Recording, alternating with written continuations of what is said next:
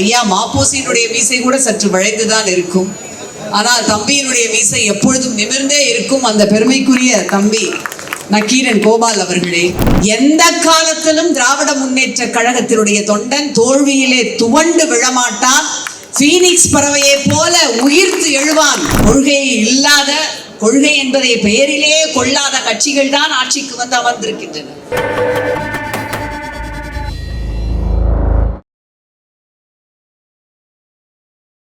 நான் உண்ணும் ஒரு பிடி அன்னம் கலைஞர் அவர்களுடைய பெயர் எழுதிய நெல் மணிகளால் விளைந்தது.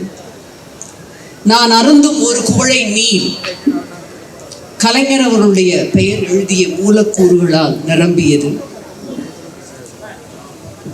நான் சுவாசிக்கின்ற சிறு மூச்சு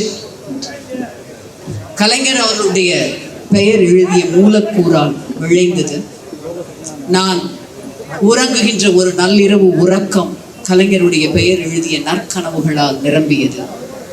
என் ஊனோடும் உணர்வோடும் உயிரோடும் கலந்திருக்கின்ற முத்தமிழறிஞர் தலைவர் கலைஞர் அவர்களுடைய 103வது பிறந்த நாள் விழா வாழ்த்தரங்கத்தை தென்சென்னை மாவட்டத்தில் இன்றைக்கு சிறப்பாக ஏற்பாடு செய்து தலைமை ஏற்றிருக்கின்ற, தான் பதவியில் இருந்தாலும் இல்லாவிட்டாலும் என்றென்றைக்கும் மக்கள் சேவகன் என்கின்ற பெருமையை பெற்றிருக்கின்ற எங்களுடைய அன்பிற்குரிய மாவட்ட செயலாளர், எந்த கணத்திலும் சோர்வடையாது கழகத்தினுடைய மிகப்பெரிய விசுவாசத்தூணில் ஒன்றாக விளங்குகின்ற அன்பிற்குரிய அண்ணன் மாசு அவர்களே, வரவேற்புரை நல்கி இருக்கின்ற அன்பிற்குரிய பகுதி செயலாளர்கள் தம்பி கிருஷ்ணமூர்த்தி அவர்களே, துரைராஜ் அவர்களே, முன்னிலை வைத்துக் கொண்டிருக்கின்ற அன்பிற்குரிய தம்பி மகேஷ்குமார் அவர்களே, திரு குணசேகரன் அவர்களே, சைதை மா அன்பரசன் அவர்களே, தம்பி ஸ்ரீதரன் அவர்களே, மின்னல் கந்தப்பன் அவர்களே, களக்காடி எல்லப்பன் அவர்களே,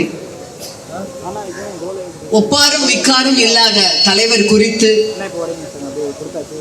அதாவது மகாத்மா காந்தி குறித்து ஐன்ஸ்டீன் சொன்னது போல, இனி வருகின்ற தலைமுறை நம்ப மறுக்கும் இப்படி ஒரு மனிதர் ரத்தமும் சதையுமாக இந்த பூமியிலே உலாவினார் என்று சொன்னால் நம்ப முடியாமல் இந்த தலைமுறை திகைக்கும் என்று அவர் குறித்து ஐன்ஸ்டீன் சொன்ன கருத்தை அப்படியே அச்சொட்டாக நம்முடைய கலைஞருக்கு பொருத்தி பார்க்கின்ற வகையிலே அவர் தம் ஆளுமையின் பல்வேறு அலகுகள் குறித்து இங்கு உரையாட வருகை தர இருக்கின்ற நம்முடைய துணை பொதுச் செயலாளர், மாநிலங்களுடைய உறுப்பினர் அன்பிற்குரிய அண்ணன் திருச்சி சிவா அவர்களே, திராவிட இயக்க தமிழர் பேரவை தலைவர், நான் எப்பொழுதும் பெருமையோடு எங்களுடைய சார்ல்ஸ் பிராட்லா என்று எந்த இடத்திலும் பெருமையோடு குறிப்பிட்டு மகிழ்கின்ற அன்பிற்குரிய அண்ணன் திரு சுபவி அவர்களே, தான் நினைக்கின்ற கருத்துக்களை துலாக்கோல் போல கொஞ்சமும் தயங்காமல் எடுத்து சொல்லுகின்ற, பல மேடைகளிலே சொல்லி இருக்கின்றேன்,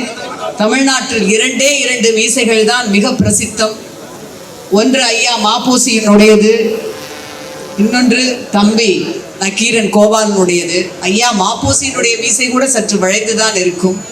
ஆனால் தம்பியினுடைய மீசை எப்பொழுதும் நிமிர்ந்தே இருக்கும். அந்த பெருமைக்குரிய தம்பி நக்கீரன் கோபால் அவர்களே, தன்னுடைய சீர்தூக்கி பார்க்கின்ற கருத்துக்களினால் எல்லா இடத்திலும் எது சரி எது தவறு என்பதை அனைத்து தரப்பினருக்கும் பத்திரிகை பணியாக இருந்தாலும் சரி, அது தன்னுடைய புத்தக பணியாக இருந்தாலும் சரி, மிகச் சிறப்பாக தமிழ்நாட்டிலே இன்றைக்கு இயங்கிக் கொண்டிருக்கின்ற நம்முடைய மூத்த பத்திரிகையாளர் திரு இந்து என் ராம் அவர்களே, நன்றியுரை வழங்க இருக்கின்ற கோதண்டம் அவர்களே, முன்பாக அமர்ந்திருக்கின்ற அன்பிற்குரிய உடன்பிறப்புகளே, அனைவருக்கும் என்னுடைய வணக்கம். நம்முடைய முத்தமிழறிஞர் தலைவர் கலைஞர் அவர்தம் பிறந்த நாளை ஒட்டி அவர்தம் புகழ் உடம்பை நினைவுகூறுகின்ற நாள் இந்த நாள். தமிழனுக்கு எழுமை மறுமை கிடையாது. அதனால்தான் வள்ளுவன் எழுமையையும் மறுமையையும் பற்றி சுட்டி காட்டியதில்லை என்பதை நாம் பெருமையாக இன்றும் குறிப்பிடுகின்றோம். தமிழனுக்கு மறுமை என்பது அவனுடைய புகழ் உடம்பை நினைத்து அவர் தம் வாழ்ந்த காலத்திலே செய்த பணிகளை நினைவுகளை போற்றுவதுதான்.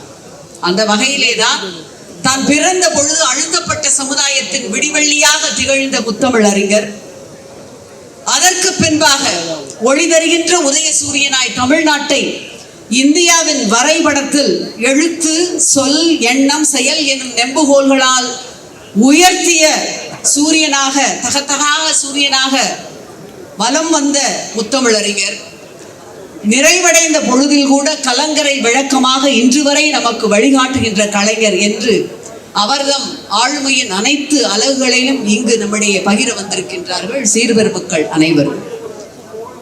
கலைஞர் ஒரு போராளி, சொல்ல தேவையில்லை. சமீபத்திலே நாம் சந்தித்திருக்கின்ற மீண்டு வருகின்ற ஒரு தோல்வியை போல கழகம் ஒரு தோல்வியை சந்தித்த காலகட்டம் அது. ஒரு பத்திரிகையாளர் தலைவர் கலைஞரிடம் கேட்கின்றார், எத்தனை தோல்விகள் வந்தாலும் துவண்டு விடாமல் சோர்வடையாமல் எப்படி இப்படி பணியாற்றுகின்றீர்கள், இதற்கான ஒரு அடிப்படை என்ன என்று. சற்றும் தாமதிக்காமல் கலைஞர் பதில் சொல்கின்றார், மகாபாரதத்திலே அர்ஜுனனுடைய பவர் வில்லிலே இருக்கிறது என்பார்கள், என்னுடையதும் வில் பவர் தான் என்று பதில் அளிக்கின்றார். எந்த காலத்திலும் திராவிட முன்னேற்ற கழகத்தினுடைய தொண்டன் தோல்வியிலே துவண்டு விழமாட்டான், பீனிக்ஸ் பறவையை போல உயிர்த்து எழுவான் என்பதற்கு பேரறிஞர் அண்ணாவினுடைய அந்த மேற்கோள்களை பல தடவை சொல்லி இருக்கின்றார். ஒரு முறை இப்படித்தான் பேரறிஞர் அண்ணா தோற்று போகின்றார். உடன்பிறப்புகள் அத்தனை பேரும் அந்த தேர்தலிலே சட்டமன்றத்திற்கு செல்கிறார்கள். பேரறிஞர் அண்ணா சொன்னார், ஜெருசலம் நடந்த அந்த ஜெருசலத்திலே நடந்த யுத்தத்தின் பொழுது கிறிஸ்துவர்கள் அந்த போரிலே வெற்றி பெற்ற பின்பாக கிறிஸ்துவர்கள் அத்தனை பேரும் அந்த நகரத்திற்குள் நுழையலாம், ஆனால் ரிச்சர்ட் மன்னன் மட்டும் அந்த நகரத்திற்குள் நுழையக்கூடாது என்று சொல்லப்படுகின்றது. ரிச்சர்ட் மன்னன் சொன்னான், அதனால் பரவாயில்லை, நான் நுழைய முடியாவிட்டால் என்ன, என்னுடைய படைக்கலன்கள் என்னுடைய அன்பு தம்பிகள் அங்கே நுழைகிறார்கள் என்று சொன்னார். அதை போலத்தான் வரலாற்றின் அத்தனையிலும் நம்முடைய நமக்கான வழிகாட்டிகள் விட்டு சென்றிருக்கின்ற பாடம் இன்றைக்கு நமக்கு ஒரு மிகப்பெரிய முன் உதாரணமாக ஒரு போராளியாக திகழ்ந்த தலைவர் கலைஞரை, ஒரு சுயமரியாதைக்காரராக திகழ்ந்த தலைவரை உங்களை நீங்கள் எப்படி வர்ணித்துக் கொள்வீர்கள் என்று ஒரு கேள்வி கேட்கப்படுகின்றது. சொல்கின்றார், மானம் மிகுந்த சுயமரியாதைக்காரன் என்று. பிராவ்தா என்கின்ற ரஷ்ய பத்திரிகை உங்களுடைய கட்சியினுடைய செல் நெறி என்ன, கொள்கை என்ன என்று கேட்கிறது. கொள்கை இல்லாத, கொள்கை என்பதை பெயரிலேயே கொள்ளாத கட்சிகள் தான் ஆட்சிக்கு வந்து அமர்ந்திருக்கின்றன. கொள்கை என்ன என்று கேட்பதற்கு அழகாக சொல்லுகின்றார் அவர். சமுதாயத்திலே சமத்துவம், சுயமரியாதை, பொருளாதாரத்திலே சமதர்மம், அரசியலிலே ஜனநாயகம், இதுதான் என்னுடைய கட்சியின் செல்நெறி என்று இன்றைக்கும் அதனை எடுத்து தூக்கி பிடிக்கின்ற ஒப்பற்ற தலைவர் நம்முடைய தளபதி அவர்களை நாம் பெற்றிருக்கின்றோம்.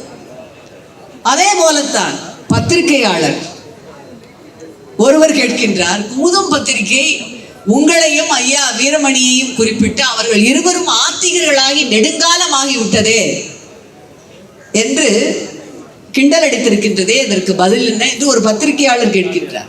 தலைவர் கலைஞர் பதில் சொல்கின்றார், குமுதம் இரவிலே மலர்வது, இரவிலே அதற்கு கருப்பு சட்டை கண்ணில் தெரியாது என்கின்றார்.